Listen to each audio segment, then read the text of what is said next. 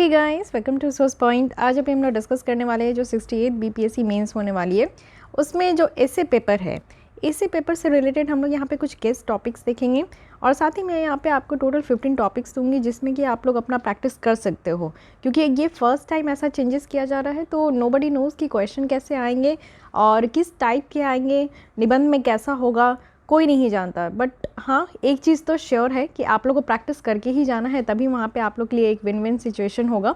तो कुछ guess question देख लेते हैं। उससे पहले कुछ मैं यहाँ पे बता दूँ, क्योंकि आप लोग के बहुत सारे क्वेरीज आ रहे थे कि कितने क्वेश्चन पूछे जाएंगे, लेकिन वैसा अभी भी बीपीएससी ने ये क्लियर नहीं किया है कि ऐसे में वो कितने क्वेश्चन पूछेंगे।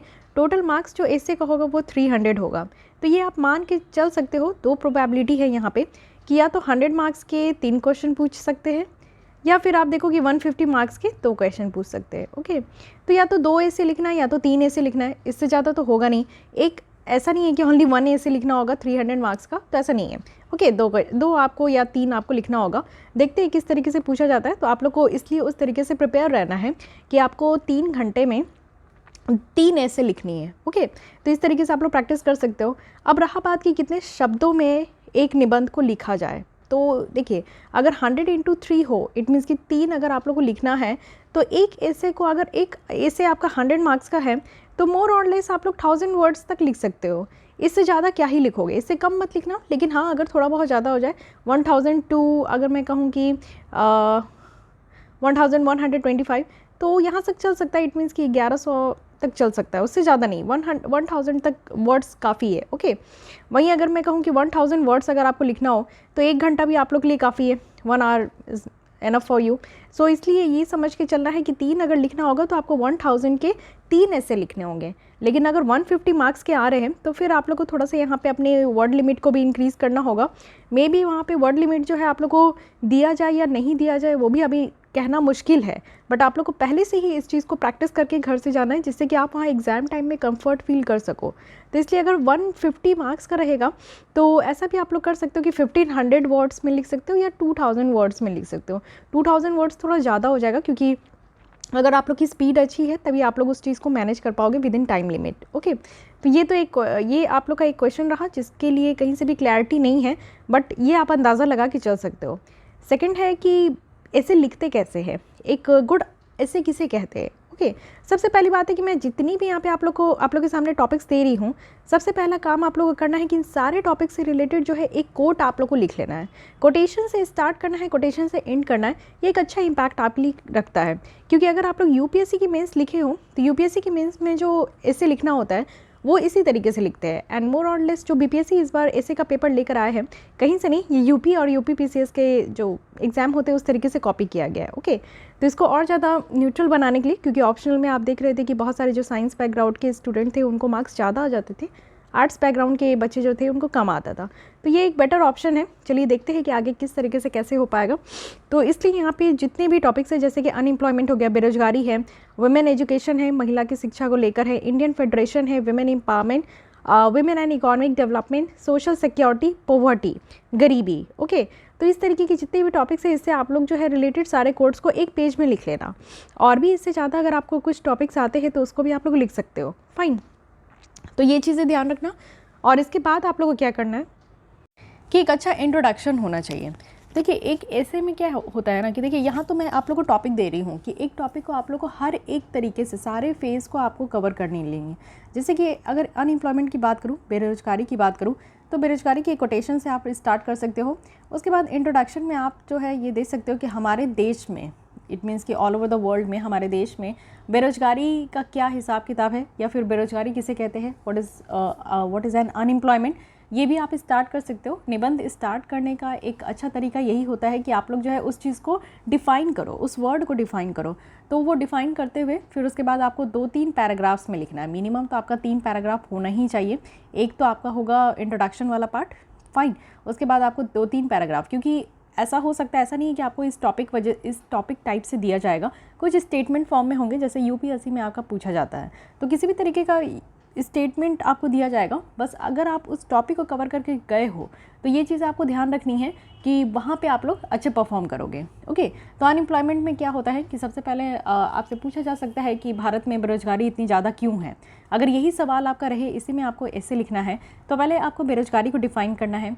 उसके बाद आप थोड़ा आ सकते हो कि बेरोजगारी कितने तरीके की होती है। उसके बाद आप लोग कह सकते हो कि भारत में बेरोजगारी का क्या स्थिति है, और फिर उसके बाद आप दिखा सकते हो कि भारत में सबसे ज़्यादा बेरोजगारी कौन सी है, क्यों है, उसका क्या रीज़न है, किस किस तरीके का रीजंस क्या क्या है, चैलेंजेस क्या क्या है।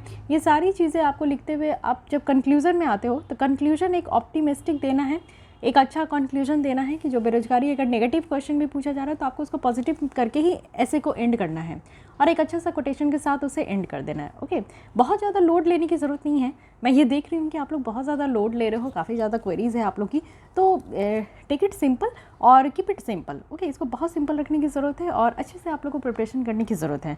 अगर आप लोग को ऐसा लगता है कि आप लोग जो भी लिख रहे हो आप लोग कॉन्फिडेंट फील नहीं कर पा रहे हो, पता नहीं चल पा रहे कि आप जो ऐसे लिख रहे हो वो कितना अच्छा है नहीं है, तो इसके लिए आप लोग मेरे साथ भी प्रैक्टिस कर सकते हो। जो हमारा ईमेल एड्रेस है, ईमेल एड्रेस में आप मेल कर सकते हो, फिर हम लोग एक हमारा टेलीग्राम ग्रुप है उसको ज्वाइन करेंगे, और वहाँ पे आप लोग डेली बेसिस पे जो है जितने भी यहाँ पे 15 टॉपिक्स है उसको हम लोग कवर करेंगे। और भी टॉपिक्स देख लीजिए, एजुकेशन है which is very important, environmental pollution जिसमें कि सब आ जाता है। एक पॉल्यूशन टॉपिक अगर आप लिख रहे हो, जैसे अभी आप घर पे लिखोगे ना इससे, तो पॉल्यूशन से रिलेटेड हर एक फेज़ को लिखो। इसमें से सबसे ज़्यादा आप देखते हो कि प्लास्टिक पॉल्यूशन आज की डेट में सबसे ज़्यादा इंपॉर्टेंट है। प्लास्टिक पॉल्यूशन लिख सकते हो, वाटर पॉल्यूशन हो गया, एयर पॉल्यूशन हो गया, इमिशन हो गया, ग्लोबल ग्रीन हाउस गैस हो गई, ठीक है। तो ये सारे पॉइंट्स आपका इसमें आना चाहिए।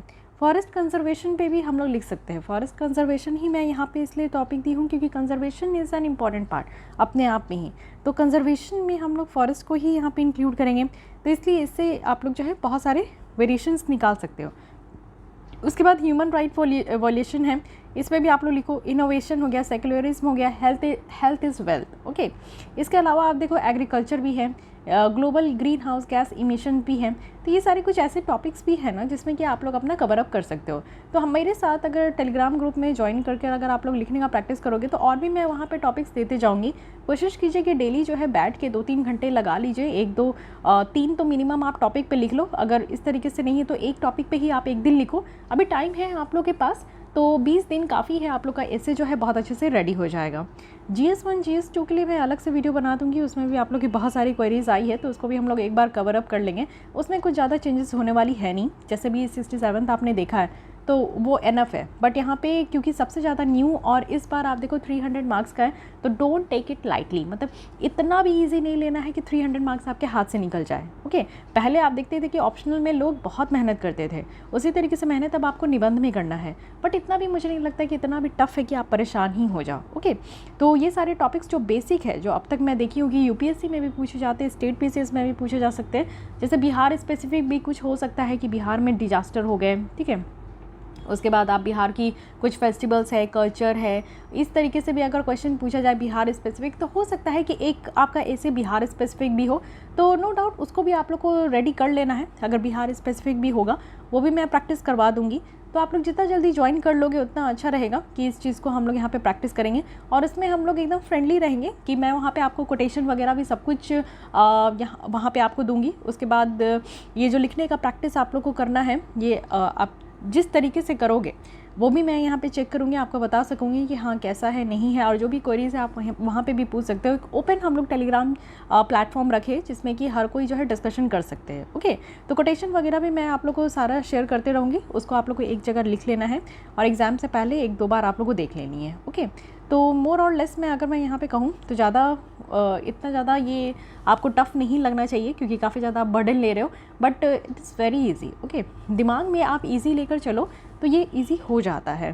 फाइन। इसके अलावा भी अगर आप लोग के पास कोई भी क्वेश्चन है जो आपने पूछा है और मैं आंसर नहीं दे पाई, या फिर कुछ ऐसा है जो आप जानना चाहते हो, तो यू आर मोस्ट वेलकम। आप कमेंट करो आराम से। बहुत टाइम तो मैं कमेंट में ही आंसर कर देती हूँ, but it's tough for me कि मैं हर एक इंडिविजुअल में जाकर कमेंट करूँ। सो दैट्स वाई मैं ऐसा प्लेटफॉर्म रखी हूँ कि आप लोग को कोई भी तरीके की क्वेरीज होगी तो मैं यहाँ पे आप लोग की डाउट क्लियर करूँगी। Okay, so I hope you guys understand this things, क्योंकि ये टॉपिक्स काफ़ी इंपॉर्टेंट है।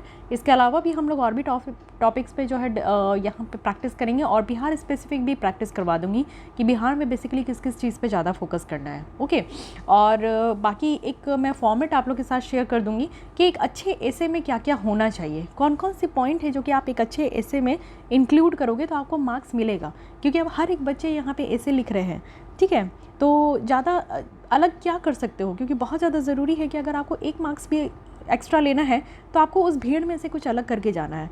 तो वो अलग क्या कर सकते हो उसके लिए भी हम लोग कोशिश करेंगे, ओके, प्रैक्टिस करेंगे, मैं आपको बताऊंगी सारी चीज़ें। तो आप लोग ज्वाइन कर लो, आप लोग के लिए बेटर होगा। GS1 GS2 के लिए भी मैं सोच रही हूँ कि आप लोग बहुत ज़्यादा लिखते हो लेकिन आप लोग को पता नहीं चल पाता है कि आपका एक आंसर कैसा आंसर है, ओके, तो इसलिए भी।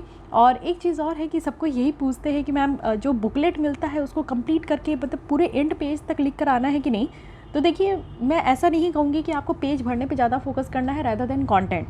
कंटेंट इज़ मोर इम्पॉर्टेंट, ये चीज़ें आप लोग ध्यान में रखो। ये एक कंसेप्शंस था एक टाइम पे कि बिहार में जब आप BPSC का एग्ज़ाम देते हो तो पेपर भर के आते हो, बट ऐसा नहीं है। मैं कोई भी पेपर भर के नहीं आई थी, GS1 हो GS2 हो, लास्ट पेज तक पहुंची थी बट लेकिन एकदम से एंड पेज नहीं लिख पाई थी, उससे 1-2 पेज खाली रह गई थी मेरी, बट ऐसा नहीं कि मुझे मार्क्स कम आया था, ठीक है। तो इसलिए मैं कह रही हूँ कि कंटेंट बहुत ज़्यादा इंपॉर्टेंट है रादर देन आप जो है पेज भर के आओ, ऐसा नहीं होता। अच्छे पॉइंट्स लिखो, उसको हाईलाइट करो, हाईलाइट करना भी ज़रूरी है। ऐसा होता है कि निबंध में क्या होता है कि ऊपर से नीचे आप लोग पूरा लिख लेते हो 4-5 पेज, लेकिन जो इंपॉर्टेंट पॉइंट होते हैं ना उसको अंडरलाइन करना भूल जाते हो। तो जो भी इंपॉर्टेंट हो, चाहे आपकी GS1 हो GS2 हो और ऐसे हो, उसमें आपको अंडरलाइन करना ज़्यादा ज़रूरी है, ओके। सो आई होप कि this is all about for this ऐसे। आपकी बहुत सारी जो क्वेरीज है वो डिस्ट्रॉय हो गई होगी, फुलफ़िल हो गई होगी। मिलती हूँ मैं नेक्स्ट लेसन में, और जो PT 365 हम लोग की जिस तरीके से डिस्कशन हो रही है उसको मैं आगे ही फॉरवर्ड करते रहूँगी, कैरी फॉरवर्ड रखूँगी, तो आप लोग वो भी देखते रहो। जो करंट अफेयर्स की टॉपिक्स है उस पर भी आप लोग को ऐसे ही रेडी रहना है, ठीक है। और हाँ, एक चीज़ तो और है कि करंट अफेयर्स की भी कुछ पॉइंट्स को ज़रूर इंक्लूड करना है। तो एक मैं फॉर्मेट जो शेयर करने वाली हूँ जिसमें कि क्या क्या आप लोग को एक ऐसे में होना चाहिए, वो चीज़ें मैं वहाँ पे बता दूँगी टेलीग्राम ग्रुप में, ओके। तो काफ़ी बच्चे तो ऐसे ही ज्वाइन किए हुए हैं, आप लोग को भी ज्वाइन होना है तो ज्वाइन हो सकते हो। मैं सोचूँ कि पब्लिकली आकर मैं आप लोगों के साथ शेयर कर दूँ, क्योंकि काफ़ी लोगों को नहीं पता होता है। तो एक जेन्युइन ज़रूरी है कि आप एक ऐसी जगह पर आकर अपना प्रैक्टिस करो जिससे कि आपको एक सही पता चले कि हाँ क्या लिखना है क्या नहीं लिखना है, fine. So guys, this is all for today. मिलती हूँ नेक्स्ट लेसन के साथ और आप लोग की जो नेक्स्ट क्वेरीज है उसके साथ। So thank you.